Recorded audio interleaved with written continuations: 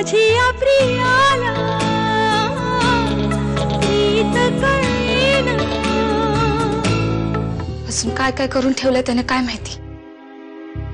Police पण मागे लागलेत त्याच्या।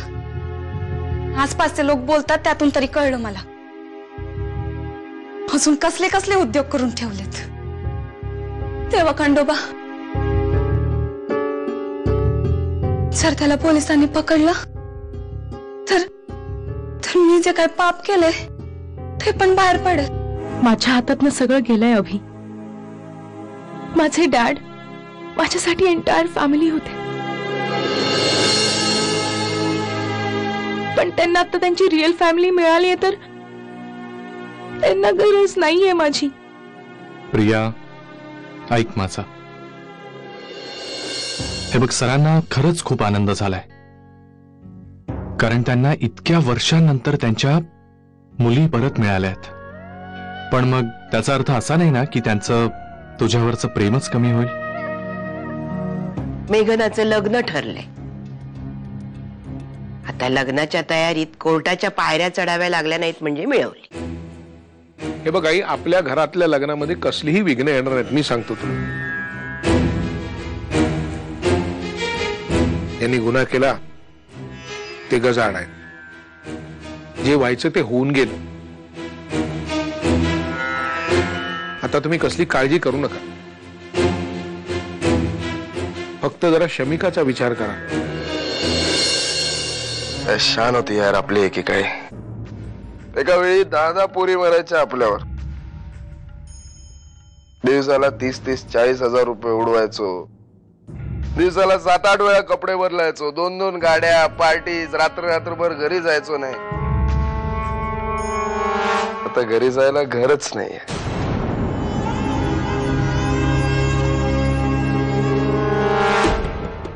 और ये सब कुछ त्या अभिजीत, ती शमिका आणि ती संध्या राजे।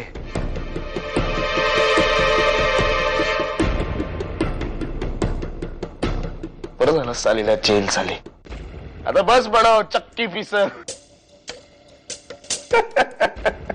माझी इच्छा आहे तू या विषयावर त्याच्याशी बोलावस।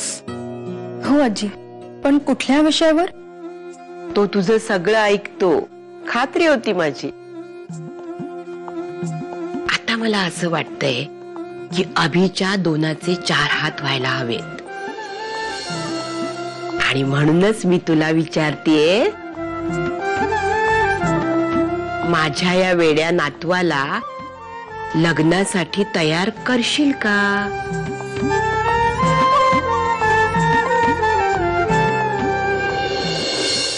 एकदा का शमिकाशी लग्न झालं की ही सगळी विघ्न आपोआप दूर होतील बघ। एका पावलाने आपली लेक दुसऱ्या घरी जाते, दुसऱ्या पावलाने दुसरी लेक आपल्या घरी यावी। कळतंय ना तुला अभिशी काय बोलायचं ते?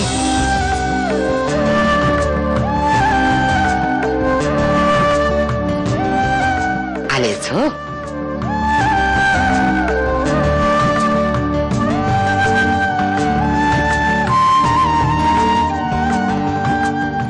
अरे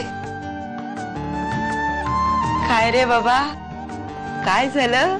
आज आजीविषयी एवढं प्रेम वाटायला लागलंय तुम्हाला? म्हटलं तू एवढी चांगली मैत्रीण आहेस त्यांची, जरा त्यांचे कान पीळ आणि विचार त्यांना। Congrats. I'm very happy for you both. Anyways, मी निघते हा, माझी एक मीटिंग आहे हॅपी मॅरेजची।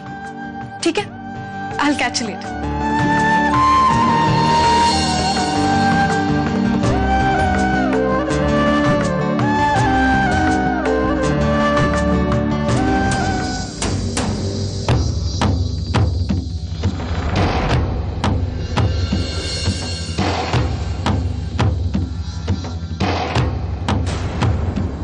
माझी या प्रिया